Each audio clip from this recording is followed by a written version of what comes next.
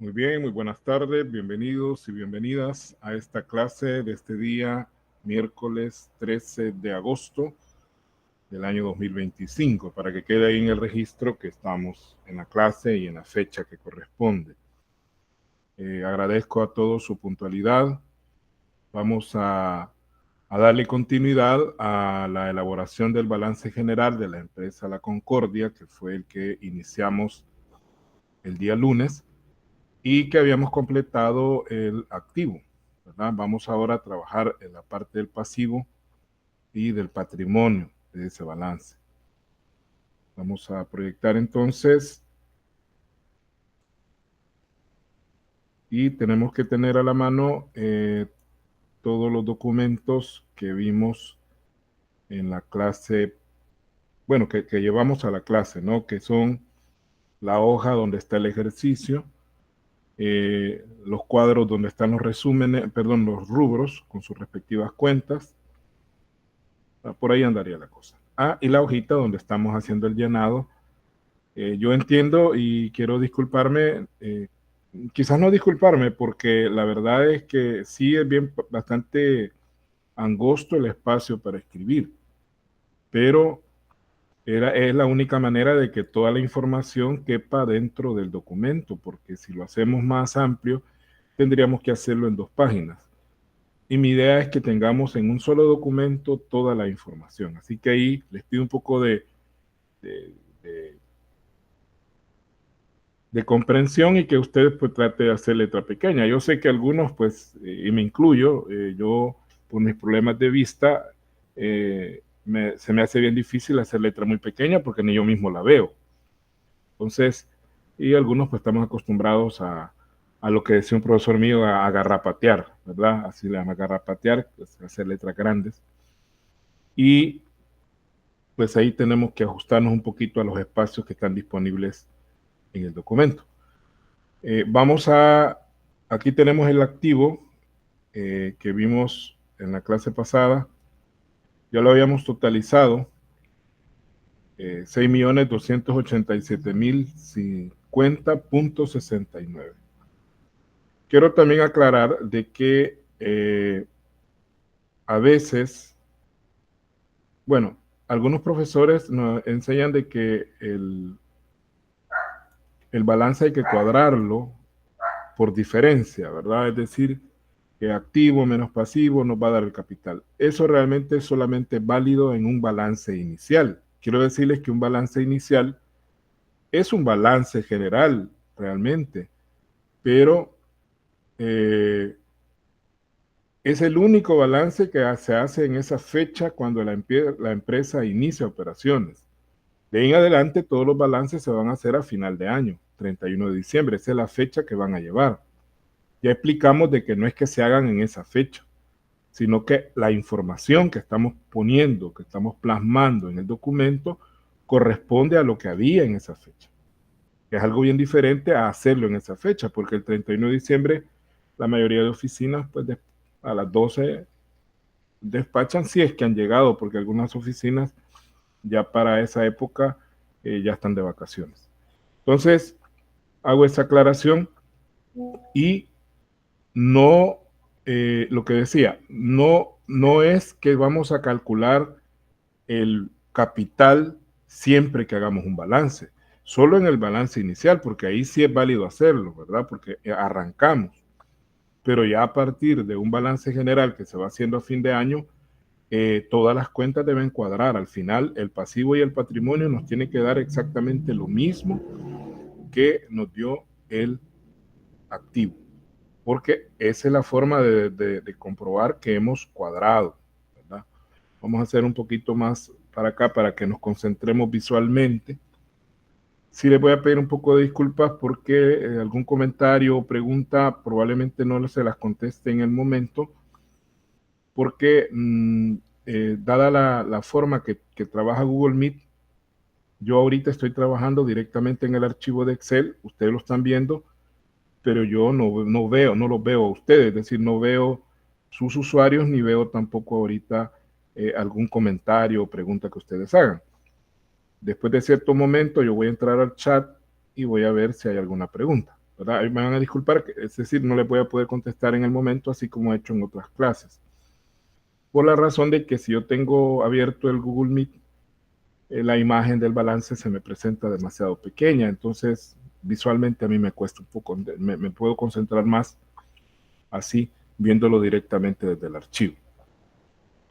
Bien, vamos con el pasivo y patrimonio. Tengamos a la mano el listado de cuentas y tengamos también a la mano los rubros y las cuentas que corresponden a cada uno de esos rubros. Permítanme.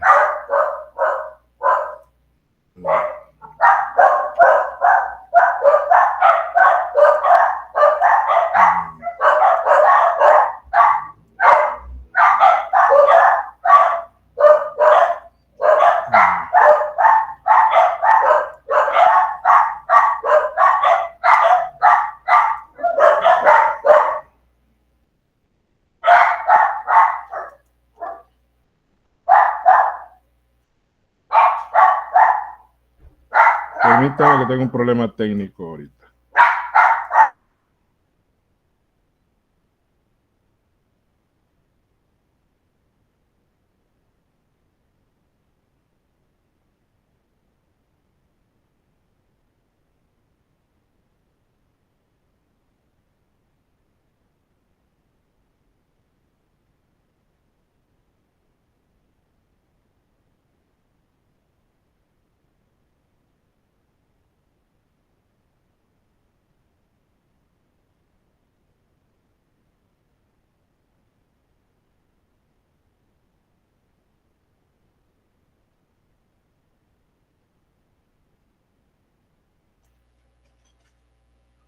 Muy bien, ahí van a disculpar, pero tenía un problema técnico acá de ruido y de imagen también.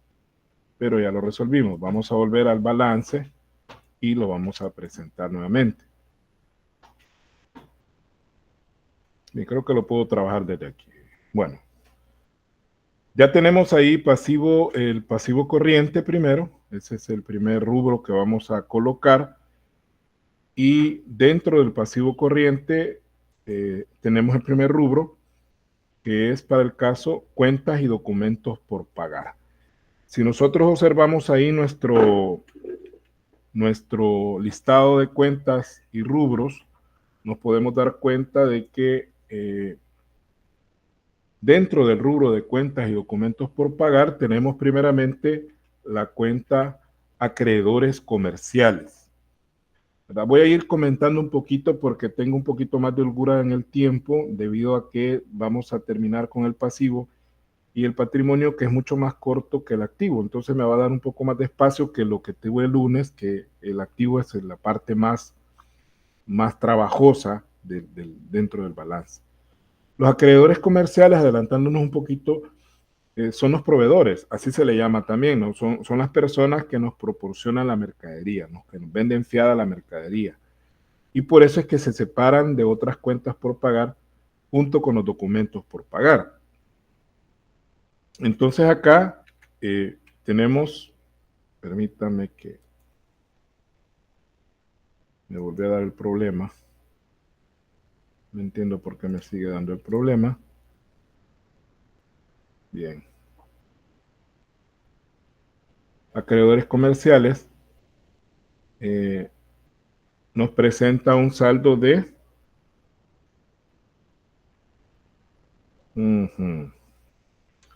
Ya sé dónde está el problema. Permítanme, vamos a volverlo a...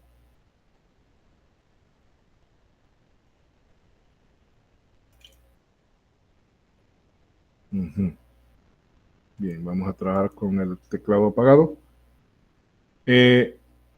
Tenemos acreedores comerciales y para el caso tiene 1.670.990.15. Esta información está en el planteamiento, acuérdense. Aquí tenemos el planteamiento y aquí está acreedores comerciales. 1.670.990.15. Muy bien. Luego tenemos el rubro o la cuenta, mejor dicho, de documentos por pagar. Estas son deudas que están garantizadas por letras de cambio o pagarés o documentos similares, documentos exigibles legalmente. Entonces, cuando nosotros, el proveedor, nos hace que firmemos una letra o un pagaré o un documento similar, entonces utilizamos la cuenta documentos por pagar. Aunque no necesariamente esta deuda proviene de mercadería, puede provenir de otras fuentes, pero siempre vamos a tener como característica fundamental que están amparadas con un documento legal. Aunque esta parte la vamos a ver en más detalle cuando entremos a la teoría del cargo del abono. Ahí sí quiero aclararles de que en ese punto, por cuestión de tiempo, yo les voy a compartir video de esa parte, es decir, de la descripción de las cuentas. Van a tener que hacerlo ustedes de manera exhaustiva, la vista de ese video, porque se me va a hacer bien difícil poder hacerlo todo en la clase porque nos vamos a atrasar mucho. Pero igual, voy a ver ya llegando el momento si me alcanza el tiempo o no. Esto va a depender de cómo vayamos avanzando con los temas anteriores. Si estos temas los vamos desarrollando de forma más efectiva, pues obviamente probablemente tengamos tiempo para verlos en detalle. Entonces, vamos con el siguiente rubro, porque el rubro de cuentas y documentos por pagar solamente tiene esos dos valores. Entonces tenemos ya el otro rubro, que son las otras cuentas por pagar. Y ahí hay una miscelánea de cuentas por pagar que se ponen en ese rubro porque son cuentas secundarias, entre comillas, secundarias porque no provienen de las operaciones normales del negocio, que en este caso estamos hablando de la ¿cómo se llama? De la venta, de la compra y venta de mercadería en este caso. O sea, son cuentas que provienen de otras causas que no dejan de ser importantes, porque aquí, por ejemplo, tenemos la primera cuenta, si nosotros la buscamos ahí, es acreedores varios, que son personas a las cuales les debemos por diversas razones, ¿verdad? Que no son mercadería, sino que es por otras razones, digamos, digamos que estamos alquilando un local y le estamos debiendo a alguien ahí parte de la renta del local, o también aquí incluimos lo que son compañías que nos prestan servicio de cable, compañías que nos prestan servicio de energía u otro tipo de servicios. Ahí van los acreedores varios. De hecho, cuando veamos las partidas, ahí vamos a ver algunas partidas que se refieren a este tipo de operaciones. Luego nos aparece ahí retenciones y percepciones. Otra cuenta que es secundaria en el sentido de que no representa monetariamente, muchas veces no representa tanto dinero, pero no deja de ser importante, ¿verdad? Porque las retenciones y percepciones son cuando nosotros aplicamos impuestos, digamos, al personal, le pagamos su salario, le retenemos impuestos sobre la renta. De esos casos también vamos a ver más adelante, ¿verdad? O retenciones y percepciones de IVA, que también lo vamos a ver más adelante. En este caso tenemos $2,789. Luego aparece intereses por pagar, ¿verdad? Que esos ya son los intereses que nos están generando diferentes deudas que podemos tener, como los préstamos, que los vamos a ver más adelantito, o aún algunos documentos por pagar que nos están generando intereses. Entonces, en este caso, tenemos esa cantidad de intereses por pagar. Y creo que la última cuenta que aparece en el ejercicio, porque hay que ver el ejercicio y hay que ver la tabla de rubros. Ahí vamos viendo el orden y usted va a ir determinando si una cuenta existe, se pone, y si no existe, pues sencillamente la ignoramos. En este caso, se llama obligaciones fiscales. Las obligaciones fiscales ya se refiere a las deudas que tenemos con el Ministerio de Hacienda en razón de impuestos pendientes de pago. Puede ser impuestos sobre la renta, puede ser IVA, puede ser aranceles de importación, ¿verdad? Cualquier otro tipo de impuesto que nosotros estamos debiéndole al Estado va a ir ahí en obligaciones fiscales. Y ahí tenemos la cantidad. Y ya no hay más. Entonces, sumamos, ¿verdad? Sumamos estas 4 cuentas que hemos puesto acá y la suma se la ponemos al rubro otras cuentas por pagar, ¿verdad? En la columna 2. Ahí tiene que ir, en la columna 2. Y nos da un total de 88.511.59. Ahora, ¿cuál es el rubro que continúa después de esta?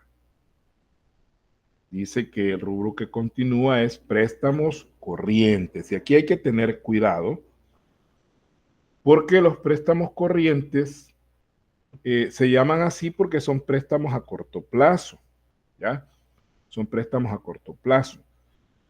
Y si nosotros buscamos acá en el planteamiento, vamos a encontrar, por ejemplo, veamos sobregiros. Los sobregiros son préstamos a corto Una plazo. consulta, licenciado, no son Dígame. anticipos recibidos el otro rubro. Sí, pero no tenemos anticipos recibidos en este ejercicio, ¿verdad? No hay intereses cobrados por anticipado, no hay alquileres cobrados por anticipado. Si hubiesen, habría que incluirlos. Y eso se manejan de la misma manera que manejamos los anticipos en el activo, ¿verdad? Se ve la parte corriente y la parte no corriente. Pero por cuestiones de no complicar demasiado el ejercicio, no le puse anticipos recibidos, ¿verdad? Entonces no va el rubro en este ejercicio, pero probablemente en la tarea sí, ¿verdad? En las tareas que yo les voy a dejar van a aparecer esas cuentas. Todas las que hablan de cobrados por anticipado van en ese rubro. Hagamos así como hizo el compañero cuando, creo que era Rubén, no sé si me equivoco. Si tenemos alguna duda, mejor hablemos de un solo, no importa. Abramos el micrófono y tiremos la pregunta, porque no estoy viendo, como digo, la plataforma, sino que estoy en el archivo de Excel, aunque ustedes están viendo el archivo, pero yo no lo estoy viendo desde la plataforma, ¿verdad? Entonces, cualquier duda, abran el micrófono y pregunten. Sí, entonces, anticipo recibido sería el siguiente rubro, pero no habría en este caso por cuestión de que no hay cuentas de ese rubro incluidas dentro del ejercicio. Entonces, volviendo a los sobregiros, si usted ve ahí el rubro de préstamos corrientes, le aparecen los sobregiros. Vamos a ir al balance, lo vamos a colocar y luego les doy una explicación sobre esto. Los sobregiros, ¿qué son los sobregiros?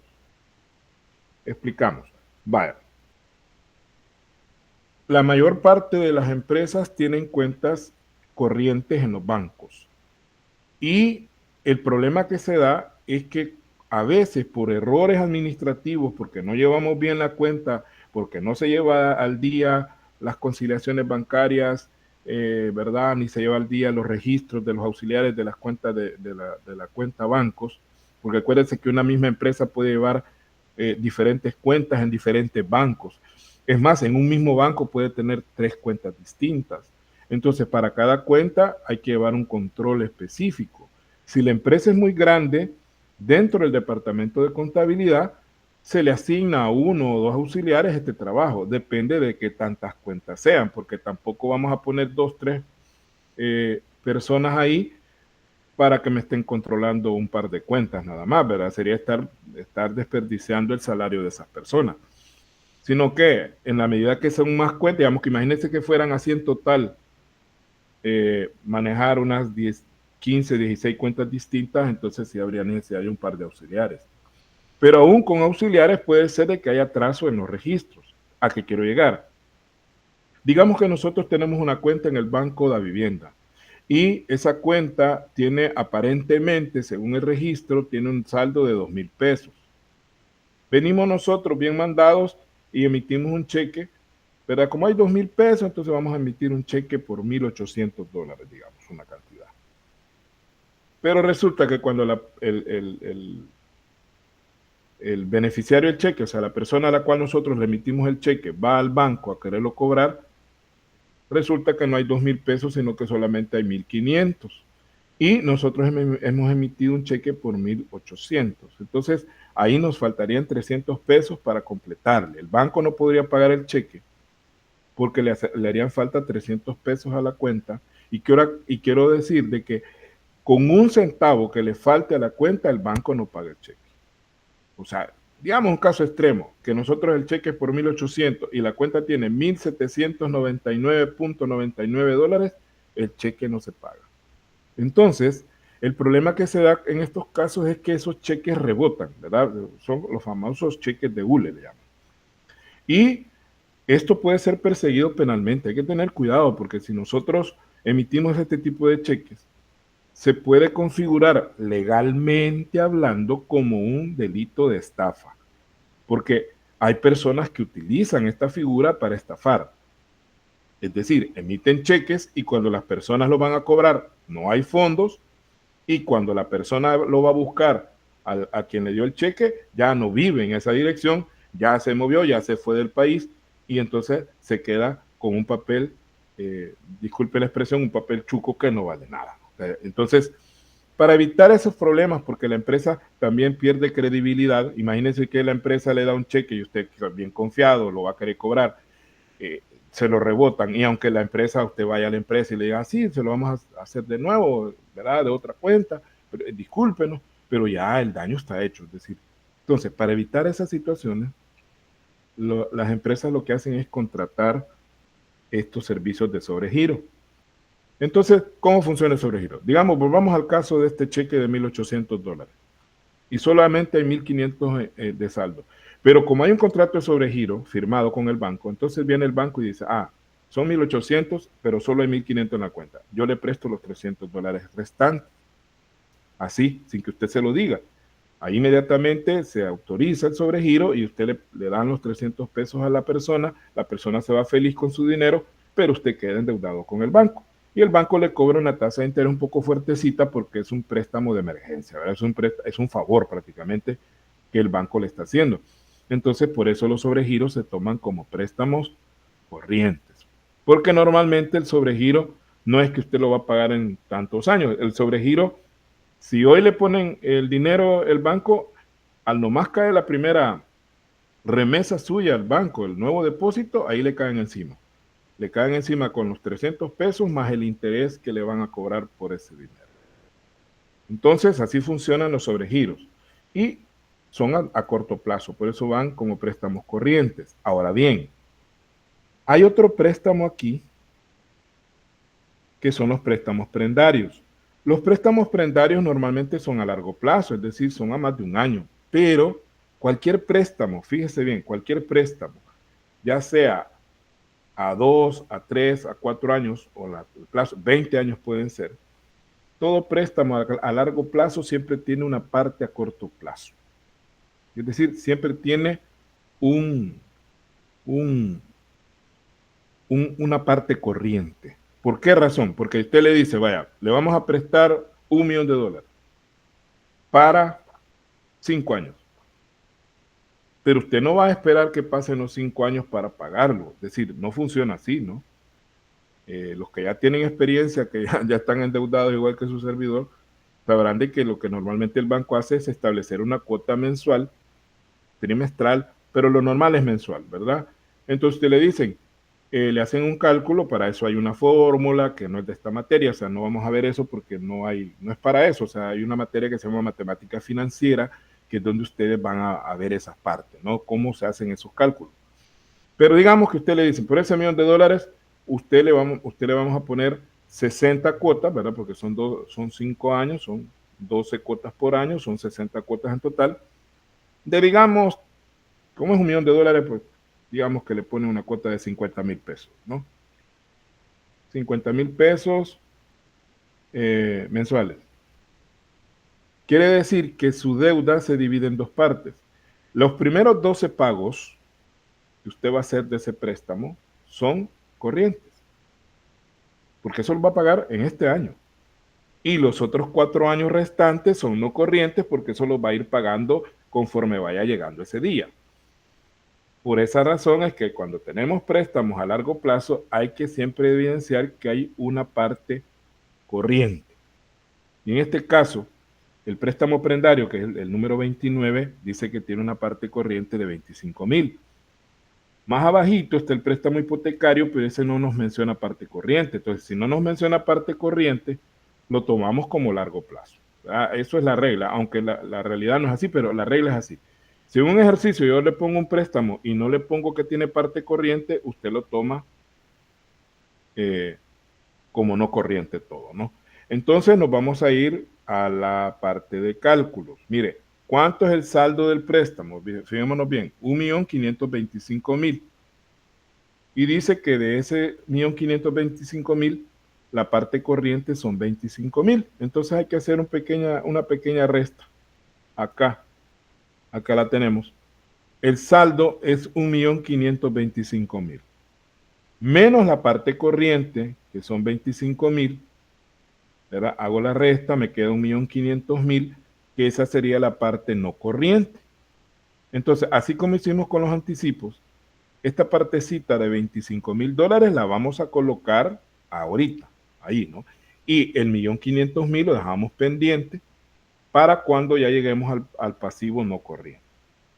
Entonces, vamos al balance y colocamos acá préstamos a corto plazo y ahí ponemos los $25.000 del préstamo prendario, ¿no? La parte corriente lo ponemos como préstamos a corto plazo. Porque esos 25.000 se supone que se van a pagar en este año, ¿no? Este año que va empezando. Sumamos y nos va a dar, perdón,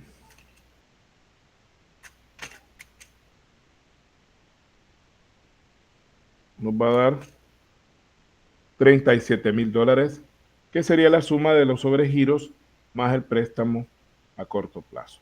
Y ahí, al menos para este ejercicio, ahí terminaría el activo, el pasivo corriente, y sacamos un total sumando las cuentas y documentos por pagar, que es Una 1.790.000. pregunta. Dígame. Aquí también en préstamos de corriente aparece que tenemos también préstamos hipotecarios y aquí en línea aparece que es el 31. Sí, Préstamos hipotecarios. Eso sí, no se tomaría en pero cuenta. no porque lo que acabo de estar diciendo, que no, como no dice que tiene parte corriente, entonces cuando no diga que tiene parte corriente, lo vamos a tomar todo como no corriente. O sea, el Ok. ejercicio va a decidir eso. El prendario sí, porque me dice que tiene parte corriente, pero el hipotecario no me dice nada, entonces lo voy a tomar como no corriente todo, ¿verdad? Solo cuando diga ahí entre paréntesis parte corriente tanto, vamos a hacer la separación. Va, entonces, dejamos este 1.500.000 guardadito. Y la razón, jóvenes, por la cual no les puse parte corriente a los hipotecarios es precisamente por lo que acabo de estar diciendo, de que para no complicar mucho el ejercicio, porque si no se vuelve todavía más largo el proceso, ¿no? De por sí el ejercicio está campeón, o sea, está un poco matoncito, como decía un amigo mío, ¿no? Porque sí está un poquito para quebrarse un poco la cabeza, o sea, y también para los procesos son bastante largos, ¿verdad? Entonces, esa es la idea de que a veces no ponga algunas cuentas. Lo ideal sería que fueran todas, ¿no? Pero nos saldría un balance de unas 50 o 60 cuentas y eso sería demasiado, siento yo. Vamos entonces a sacar nuestro pasivo corriente y vamos a sumar estos tres rubros. Recuerde que no tenemos anticipos recibidos porque no hay cuentas que vayan en ese rubro, ¿verdad? Por esa sencilla razón. Entonces, no tenemos un total de pasivo corriente de 1.923.201.14. Ya con nuestro pasivo corriente colocado ahí, vamos ahora al pasivo no corriente. Aquí dejamos un espacio de por medio para que no nos quede tan abigarrado el asunto.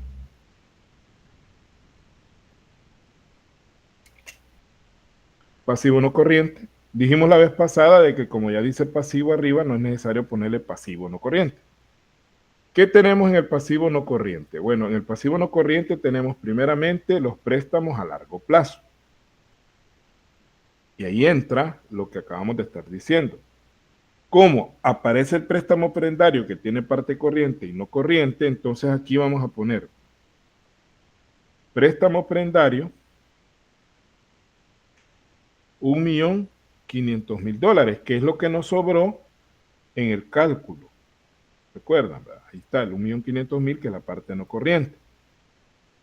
Y el préstamo hipotecario, como no dice que tiene parte corriente, pues enterito va a quedar acá como a largo plazo. O sea, los 2.050.000, no, 2.050.000 quedarían como no corriente. ¿Qué hubiera pasado si en el planteamiento me hubiera dicho, préstamo hipotecario, aquí entre paréntesis, parte corriente, 100.000, por ejemplo?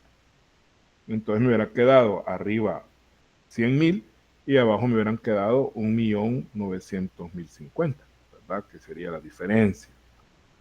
Ahora explico lo de los préstamos prendarios y préstamos hipotecarios. Los préstamos prendarios, como su nombre lo dice, son aquellos sujetos a prenda. Una prenda es un bien mueble. Los bienes muebles se llaman así porque se pueden mover. O sea, esa es la razón por la cual se le llama mueble. Porque se pueden mover ya sea por su propio medio o por una fuerza externa, dice el Código Civil. Es decir, ahí incluimos cosas como, por ejemplo, un vehículo, una máquina, una computadora, o cosas un poco más simbólicas como joyas, obras de arte, papeles, como pueden ser acciones de una empresa o inversiones, también pueden servir como prenda. La idea es que en el préstamo prendario usted le dice al banco, mire, yo aquí tengo este carro y présteme tanto, y le prestan, y si usted no lo paga, le quitan el carro. Por ejemplo, cuando usted va a los Montes de Piedad, que son empresas que prestan dinero a cambio de prendas, estamos hablando de la Cornucopia, las 3 Bolas de Oro, la Confianza y otros lugares que existen donde usted puede ir a prestar plata a cambio de prendas. Que usted le dan una boleta y le dicen, bueno, le cobran una determinada interés y usted puede perfectamente solo ir a abonar intereses y pagar hasta después, ¿no? Pero si usted se atrasa ahí y no paga los intereses, la prenda se quema, ¿verdad? O sea, le quitan las joyas o lo que usted haya dejado ahí de garantía. En el caso de los préstamos hipotecarios, pues la garantía es una garantía inmobiliaria. O sea, son inmuebles los que se dan de garantía, que puede ser un terreno, puede ser un edificio, una casa, una finca. Esos son los préstamos hipotecarios. Si usted no paga, le quitan el terreno o le quitan la casa o lo que sea que usted haya dado de garantía. Entonces, esa es la diferencia entre prendario e hipotecario. ¿Cuánto tenemos en este caso? Tenemos, sumando, 3.500.050. Bien. Después de eso, tenemos, ya no hay créditos diferidos porque tampoco hay anticipos, ¿verdad? Como no hay anticipos recibidos, tampoco hay créditos diferidos. Vamos a totalizar porque ya no hay más, solamente eso, ¿no? Por eso decíamos que el pasivo nos iba a salir más cortito. Sumamos y nos da lo mismo, ¿no? 3.500.050. Ese sería nuestro pasivo no corriente. Dejamos un rengloncillo ahí para sacar el total pasivo. El total pasivo es la suma del pasivo corriente más el pasivo no corriente, es decir, 1.923.201.74 más 3.500.050. Y eso nos da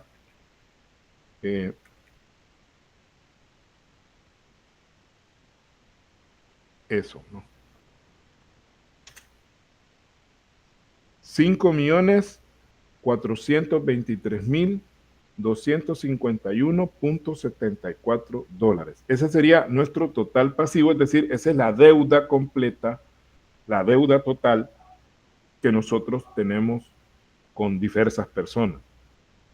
Fíjese que es bien interesante aprender a hacer balances de manera correcta porque luego vienen otras materias. Por ejemplo, hay una materia que se llama análisis e interpretación de estados financieros. Y si usted no ha aprendido a hacer bien un balance, esa materia le va a costar porque no va a entender algunos conceptos, algunas razones financieras que se calculan como razones, por ejemplo, razón de solvencia, la prueba ácida, que implican saber qué es el activo corriente, qué es el pasivo corriente y cómo se clasifica. Entonces, por eso es importante y por eso yo decía en la clase de lunes, es mi responsabilidad que esta materia quede bien cimentada para que cuando usted lleve otras materias donde requiera este conocimiento, usted no patine. Esa es la idea mía, ¿no? Y por eso enseño balances así poderosos, porque de esa manera yo garantizo que si usted puede hacer este balance, puede hacer cualquier balance, por muy complicado que parezca. Porque aquí está casi todo lo que un balance puede llevar. Puede llevar, porque ya en un caso real, pues va a depender del tipo de empresa, las cuentas que va a llevar, no va a llevar todas, ¿verdad? O puede ser que sí, depende, por eso les decía. Una empresa grande, por ejemplo, va a tener quizás estas cuentas o más todavía. Bien, ya que hemos terminado el pasivo, que son las deudas, vamos al patrimonio neto. ¿Qué decíamos en la teoría? Que el patrimonio neto no es más que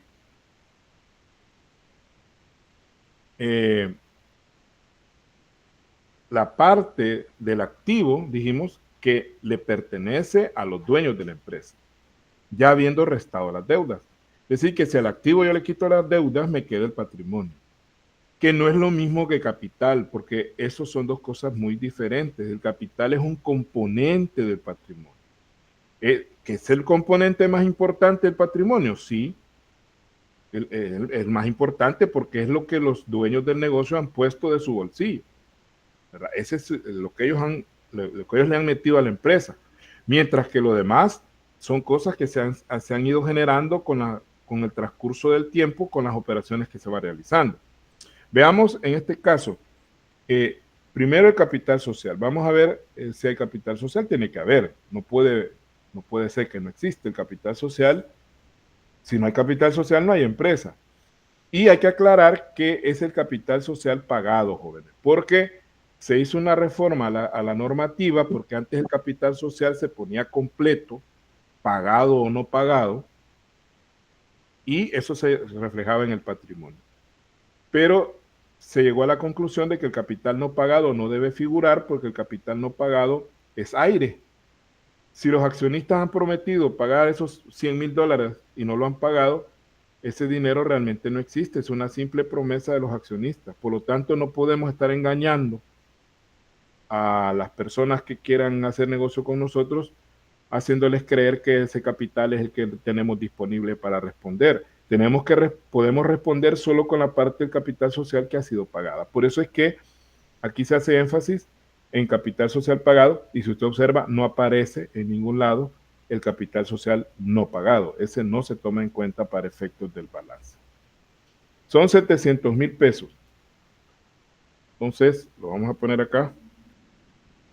Capital social pagado, $700,000. Después del capital social viene la reserva legal. La reserva legal, que es se le aplica un porcentaje a las ganancias de cada año y eso se va como guardando, ¿no? La idea de la reserva, y creo que se los expliqué en la teoría, es hacerle frente a posibles pérdidas que nos puedan dar en el futuro. ¿Qué es lo que debemos hacer las personas? Guardar cuando tenemos para cuando no tengamos, ¿verdad? Pero no hacemos eso. Nosotros cuando tenemos gastamos y cuando no tenemos pues prestamos. Entonces ahí es donde viene el problema. Claro, a veces la situación y realmente pues la situación económica del país está bastante pesada, porque aunque muchos tenemos varias fuentes de ingresos, ¿verdad? En mi caso tengo varias fuentes de ingresos. Tengo un ingreso fijo y otros ingresos variables, como el caso de esto que estoy haciendo ahorita, es un ingreso variable para mí. Pero el problema no está en los ingresos, el problema está en los salarios, en los precios de los productos. hay demasiado elevación en los precios de los productos, entonces eso hace que el salario, por muy bueno que sea, pierda su valor adquisitivo. Es decir, el valor adquisitivo del salario es qué puedo comprar con él. Y así como están los niveles de precio actualmente en el país, pues el nivel adquisitivo del salario ha bajado en los últimos 3, 4 años enormemente. En otras palabras, lo que usted compraba una docena de huevos con una cantidad de dinero antes, hoy no le alcanza ni para media docena. Entonces, ahí es donde viene el problema, ¿no? Que aunque usted gane lo mismo, pero está gastando más. Dice que la reserva legal es de 12.980.67. Ahí en el esquema usted va a encontrar otros elementos que probablemente no están aquí porque no los he incluido. El otro es la utilidad. La utilidad del ejercicio es la ganancia que se obtuvo en este año que estamos cerrando. Hicimos un estado de resultados, que es el tema que sigue, que por lo menos le vamos a dar el arranque hoy mismo, ¿verdad? Porque nos va a quedar tiempo. Tampoco podemos cerrar la sesión tan antes. Pero entonces, si alguien tiene que salirse, no hay problema porque está quedando grabada la clase. Digo yo que está grabando, ¿no? Pero bueno, la utilidad del ejercicio es en este caso 150.818.28. Y como es utilidad, cuando es utilidad es positiva y si nunca he dado un ejercicio que es de los que voy a dejar, parece que hay uno que da pérdida.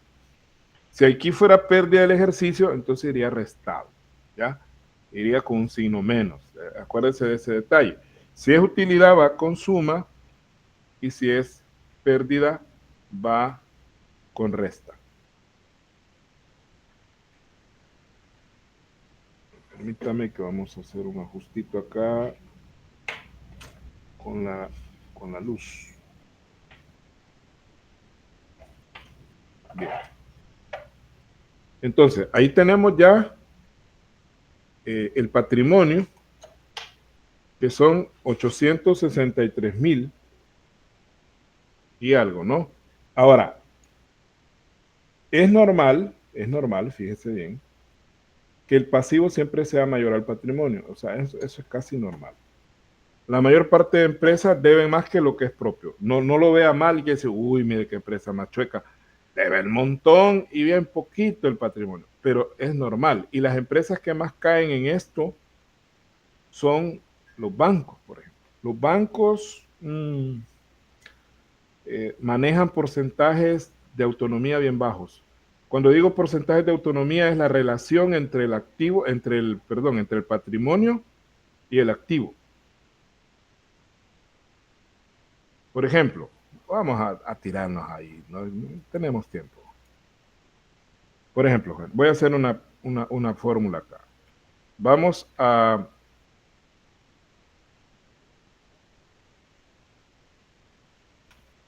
igual.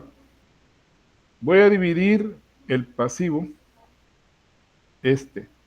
lo voy a dividir entre el activo, que lo tengo por aquí, entre que es el activo, ¿no? Le voy a dar Enter y me dio esto. Lo voy a poner acá, lo vamos a poner como porcentaje, negrita, un poquito más grande. Y voy a calcular de una vez. Estas son las famosas razones de autonomía o de endeudamiento. Esto es adelantando un poco a lo que es el análisis de estado financiero. Y si nosotros quisiéramos hacer este análisis para esta empresa, sería así, ¿verdad? El patrimonio dividido entre el activo. Y le vamos a copiar el formato para que nos lo ponga de la misma manera. Mire, 86.26% La razón pasivo-activo y la razón patrimonio-activo 13.74. ¿Qué significa eso? Que de cada $100 de activo que tiene esta empresa, de cada 100, 86 dólares y centavos son deuda. O sea, deben las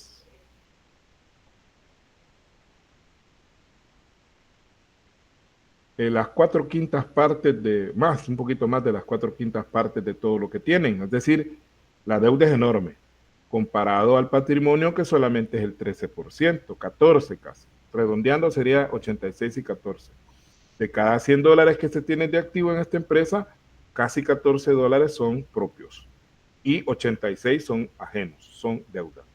Pues aquí estamos entrando a una parte de análisis que no, la materia no pide eso, pero lo quería poner porque para que usted vea lo útil que es saber manejar las cifras dentro de un estado financiero. Y en el caso de los bancos, por ahí andan los porcentajes, anda entre un 15 y 17%, porque la ley no les permite que sea menos. El fondo patrimonial no puede ser menos del 17%, según la ley de bancos, por eso. No porque ellos le bajarían al 10, al 8%, o sea, tendrían... ¿Qué quiero decir al final esto? Que los bancos, la mayor parte del dinero que le prestan a la gente no es de ellos, es dinero de los depositantes. El mismo depositante le está prestando al endeudado. O sea, del mismo dinero que el depositante tiene guardado ahí en el banco, de ese mismo pisto le prestan a la persona. ¿Sí? Y el banco simplemente cobra por administrar eso, ¿no? Le paga un interés bien bajo al depositante, porque las tasas de interés pasivas, que son las que paga el banco por los depósitos, andan entre un 3, 4%, la más buena, la mejor, mientras que las tasas por activas, que son las que el banco cobra por préstamos, andan alrededor del 15, 18%. Y si vemos la parte de tarjetas de crédito, pues ahí estamos hablando de tasas del 60, 45% o más.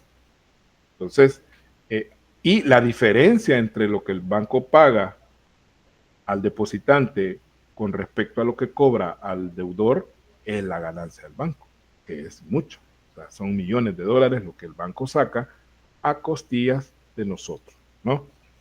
Ahí ya no tenemos más elementos, vamos a sumar el pasivo más el patrimonio, pero tengamos mucho cuidado. Acá, como es un balance, para darle sentido a que es un balance, el total lo vamos a poner al mismo nivel, fíjese bien, al mismo nivel del activo, ¿verdad? Tenemos que irnos hasta abajo y ahí vamos a poner. Espérenme, que aquí no me está dando lo que tiene que dar.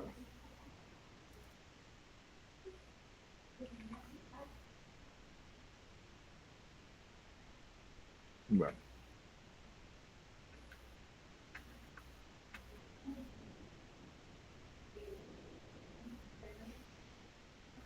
Sumamos total pasivo más patrimonio neto.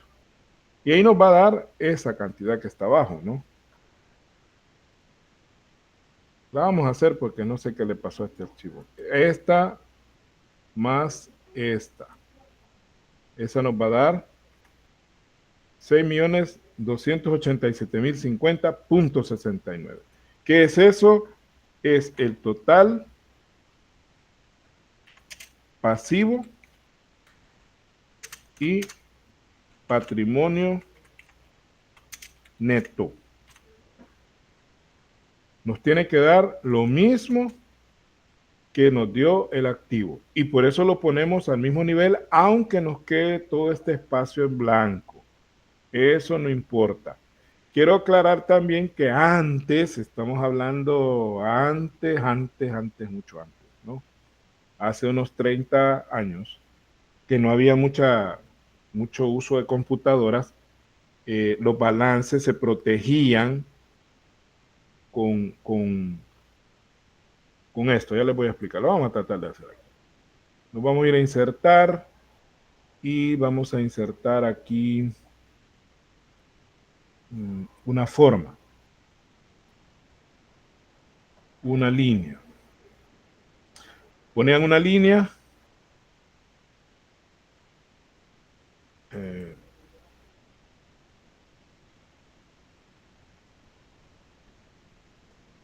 se ponía una línea así. Esto se hacía con una regla, aunque usted no lo crea. Aunque el balance estuviera hecho a máquina, pero esto se hacía con una regla y con un bolígrafo. ¿Verdad? Y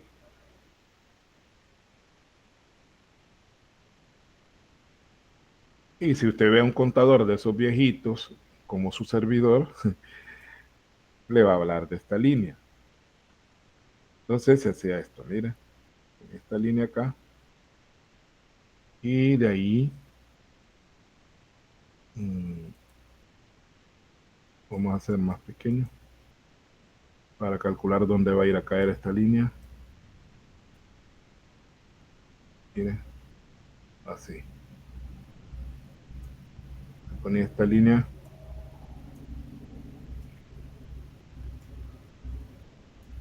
Así.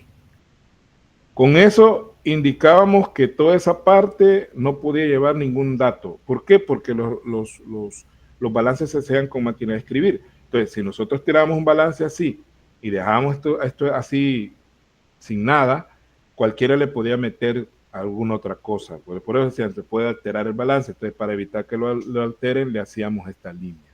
Pero eso ya no es válido porque ya los balances no se hacen con máquina de escribir ni tampoco a mano, ¿verdad? Entonces, la única manera de alterarlos sería a través del mismo archivo donde se creó el balance.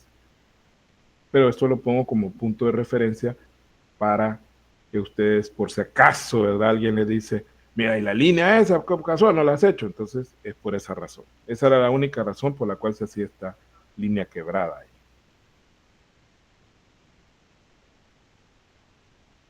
Bien, jovencitos. ¿Alguna pregunta ahorita para cerrar ya lo que es el balance? No, licenciado. Rubén, ¿tiene alguna pregunta? Sí, solo una pequeña pregunta, licenciado. Esa es la Diga. única pregunta. Va que siempre es obligatorio ponerlo a las 3 firmas al terminar el balance general. Sí. Recuerde que debe firmar el auditor, el gerente o representante legal, el auditor externo y el contador, que es el responsable de haberlo hecho. Al pie, ¿no? Al pie del balance. Bien, vamos a dar la... bueno, usted tiene 2 ejercicios, tiene la flor. De ese ejercicio yo le voy a mandar ya el balance hecho para que le sirva de referencia para los que le voy a dejar de tarea, porque ya no hay tiempo para ver 2 ejemplos, porque ver otro balance nos quitaría 2, 3 sesiones más que nos van a hacer falta más adelante, ¿verdad? Entonces quiero que me comprendan en ese sentido, y en todo caso yo les voy a compartir los videos donde está el ejercicio completo continuamente para que usted vea todo el proceso de este mismo ejercicio. Vamos ¿Y a... archivo, licenciado, no lo va a subir a WhatsApp, así el archivo en Excel? Este. Sí, este. Sí, ahí se lo voy a compartir. Vale. Vamos a darle por lo menos inicio al estado de resultado, porque tenemos por ahí un par de minutillos. Quizás vamos a dar unos 15 minutos más de clase, 15 o 20 minutos, ¿verdad? Para que sea provechosa. Aparte que me están monitoreando si estoy dando la clase o no, ¿verdad? Y si estamos dando el tiempo que debe ser. Porque, mire, usted está aquí cansado, ¿verdad? Todos estamos cansados, venimos de una jornada laboral regular en nuestros trabajos y estamos aquí ya casi a las 8 de la noche, algunos quizás ni siquiera han podido cenar y pues obviamente es un sacrificio, pero igual es un servicio por el cual usted paga, ¿verdad? Y cuando usted se inscribió le dijeron, bueno, estas materias son semipresenciales, o sea, hay una clase presencial el lunes y el miércoles usted va a recibir una clase virtual. Y entonces hay que cumplirle porque es para lo que usted está pagando. Decía un profesor de la universidad cuando yo estudié que decía, si ustedes van allá, decía, a la tortillería y van a comprar una cora de tortilla y usted sabe que son 3 tortillas por cora, porque por ahí andan ahorita las tortillas, más o menos el precio. Depende del tamaño, ¿no? Porque si son baratas, porque parecen hostias, así chiquitillas. Pero Usted nos decía el profesor, va. Claro, en esa época eran más baratas las tortillas, pero digamos que estuviéramos en la actualidad. Y nos decía, te va donde son a cuatro por la cora. Y la tortillera solo le da 3, ¿qué hace usted? Le reclama, mire, yo es una cora, es un 4, ¿verdad? Pero ustedes aquí, decía, porque él se molestaba porque a veces nosotros le decíamos, ya es hora, vámonos, como era la última clase, igual que esta, ¿no? De salir a las 8:30, porque en esa época salíamos 8:30. Licenciado, ya, despachen. Entonces decía él, imagínate como un tonto, decía él, ¿verdad? No usaba la palabrita, porque si fuera la tortillería y le dan una tortilla menos, usted se enoja. Pero aquí, se le da media hora de clase menos, usted feliz está pagando por esa media hora que no se la dan, decía. Entonces tenía un poco de lógica el profesor, ¿no? Porque usted está pagando, tiene que recibir el servicio completo. Bien, vamos a darle entrada al tema que sigue, que es el otro estado financiero que no deja de ser importante, que es el estado de resultados. Fíjese bien. El estado de resultados. Y este sí lo voy a trabajar desde aquí para que si hay alguna pregunta, pues me la hagan saber de una vez, ya sea por el chat o por a viva voz, ¿no?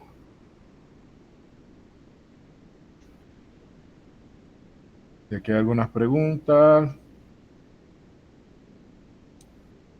Híjole, antes, que hace como media hora me pidieron que pusiera la de los préstamos. Sí, tiene razón. De todas maneras, el archivo del balance yo se lo voy a compartir para los que no lograron copiar algún cálculo.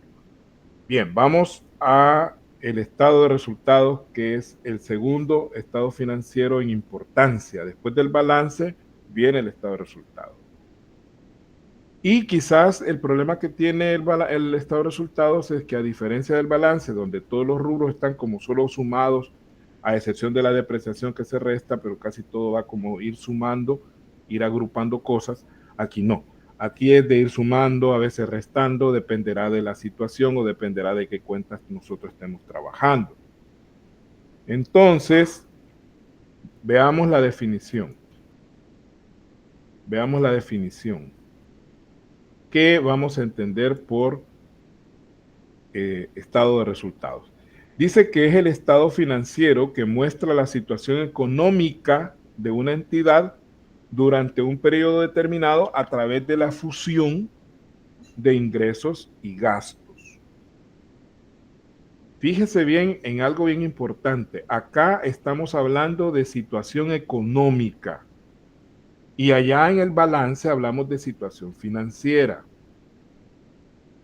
Sería pecado que después de llevar esta materia usted siga confundiendo ambas cosas.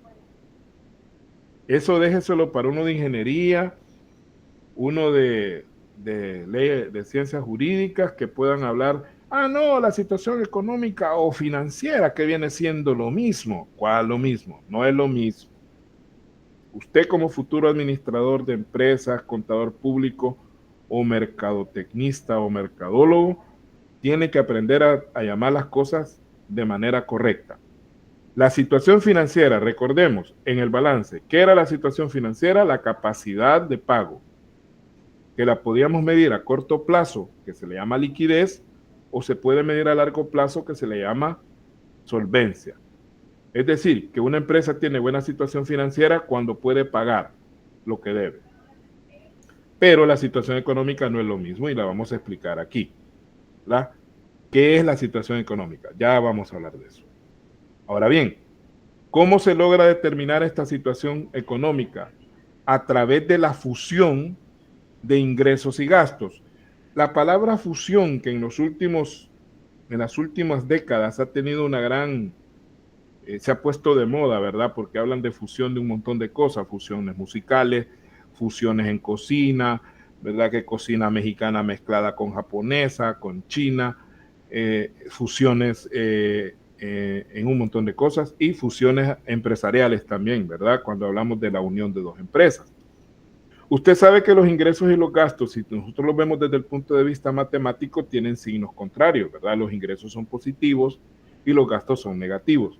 Quiere decir que lo que hacemos en el estado de resultados no es más que agarrar los ingresos y restarle los gastos. Y de ahí, de esa diferencia, nos va a salir varias opciones, y esas ya las vamos a ver.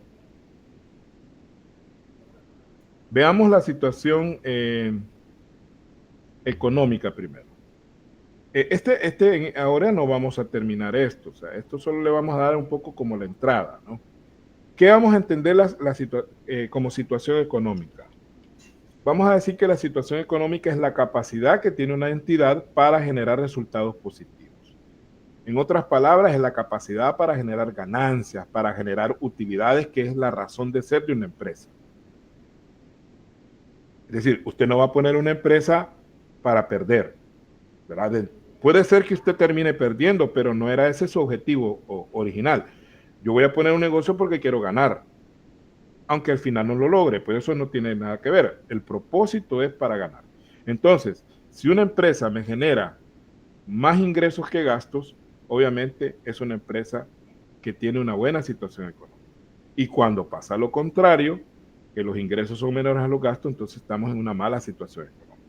De ahí que se desprenden tres situaciones, jóvenes. De esta situación económica se desprenden estas tres situaciones. Miren. Si los ingresos son mayores a los gastos, que es lo ideal, ¿verdad? Entonces tenemos una utilidad. Ingresos mayores a gastos significa que hay una utilidad. Si los ingresos, por el contrario, son menores a los gastos, que es algo que nadie quiere, pero que se puede dar y se da realmente en la práctica, entonces tenemos una pérdida. Si los ingresos son menores a los gastos, tenemos una pérdida. Pongámosle números. Si los ingresos son 200 y los gastos son 100, entonces tenemos una utilidad de 100, ¿verdad? Porque los ingresos son 200 menos 100 me da 100. Pero si los ingresos son 100 y los gastos son 200, entonces decimos 100 menos 200 me da menos 100, me da negativo, por lo tanto tengo una pérdida. Y el tercer caso, que no se da casi nunca se da este caso, es que los ingresos sean iguales a los gastos. Esto es bien poco común, no se da en la práctica, pero solo se utiliza esta situación como una forma de análisis nada más, ¿verdad? ¿Qué pasaría? No qué pasa, sino qué pasaría si los ingresos fueran iguales a los gastos. Estamos en equilibrio económico, o el famoso punto de equilibrio, o el break-even point, como dicen los gringos, ¿no? El licenciado mete inglés, como que, para que sepamos que puede inglés. Bueno, es porque ya estamos cansaditos y ya vamos a terminar. Ahorita solamente vamos a terminar este esquema, porque luego viene el concepto de ingreso y el concepto de gasto, que se lo quiero hacer en la clase presencial, porque creo que ahí va a haber mayor amplitud de tiempo para hacerlo. Solamente quiero ilustrar este punto de equilibrio, que por ejemplo, si tenemos $200 de ingreso y hay $200 de gastos, entonces 200 menos 200 va a dar 0, ¿verdad? Cuando estamos en equilibrio, no ganamos ni perdemos. Es lo que decimos en buen salvadoreño, estamos tablas, ¿verdad? Entonces son las tres situaciones económicas que se pueden dar: que los ingresos sean mayores a los gastos, hay una utilidad; que los ingresos sean menores a los gastos, lo cual genera una pérdida; y que los ingresos sean iguales a los gastos, en ese caso habría un equilibrio económico. Bien, jovencitos, les agradezco mucho su atención. Espero que hayamos aprendido algo nuevo y nos vemos el día lunes sin falta con la continuación de este tema. Muchas gracias, pasen feliz noche, que Dios los bendiga. Feliz noche, licenciado. Gracias. Bueno. Buenas noches, licenciado.